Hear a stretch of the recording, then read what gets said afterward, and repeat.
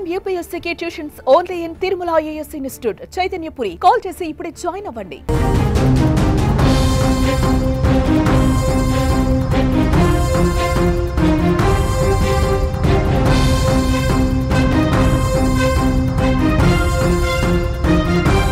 పహల్గామ్లో పాక్ టెర్రరిస్టుల ఉగ్రదాడితో ఇరు దేశాల మధ్య ఉద్రిక్త వాతావరణం నెలకొంది. తమకు ఉగ్రదాడులకు ఏ సంబంధం లేదని చెబుతూనే పాకిస్తాన్ ఆర్మీ మరోసారి కాల్పులకు తెగబడింది. జమ్మూ కశ్మీర్లోని నియంత్రణ రేఖ వెంట కొన్ని ప్రాంతాల్లో పాకిస్తాన్ సైన్యం కాల్పులు ప్రారంభించింది. కాల్పుల విరమణ ఒప్పందాన్ని ఉల్లంఘించి మరీ పాక్ ఆర్మీ దుశ్చర్యకు పాల్పడింది. పాక్ సైన్యం కాల్పులకు భారత సైన్యం ధీటుగా బదిలిస్తోంది.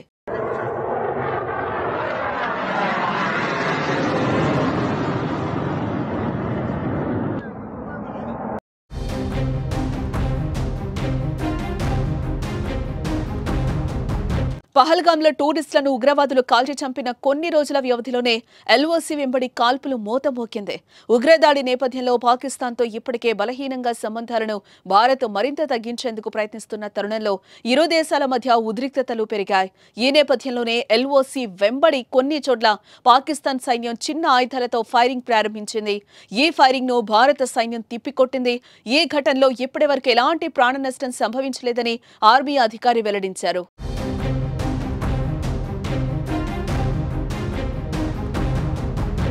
ఇదిలా ఉంటే మరోవైపు army chief general Upendra Dwivedi మరికొన్ని గంటల్లో శ్రీనగర్ కు వెళ్లనున్నారు. అక్కడ అధికారులతో చర్చలు జరపనున్నారు. LOC వెంబడి పరిస్థితులను సమీక్షించనున్నారు. మరోవైపు పహల్గామ్ ఉగ్రదాడి నేపథ్యంలో జమ్మూ కాశ్మీర్లో భద్రతను కట్టుదిట్టం చేసింది భారత సైన్యం. ఉగ్రవాదుల ఏరివేత కోసం విస్తృతంగా గాలింపు చర్యలు చేపట్టింది. ఇందులో భాగంగా బందిపోరా జిల్లాలో భద్రతా దళాలు ఉగ్రవాదుల మధ్య ఎన్కౌంటర్ చోటు చేసుకుంది. బందిపోరా జిల్లాలోని కుల్నార్ బాజీపురా ప్రాంతంలో ఉగ్రవాదులు ఉన్నారన్న సమాచారంతో భద్రతా దళాలు గాలింపు చర్యలు చేపట్టాయి. ఉగ్రవాదులు భద్రతా సిబ్బందిపై కాల్పులు జరపడంతో గాలింపు చర్యలు ఎన్కౌంటర్గా మారాయని అధికారులు అంటున్నారు.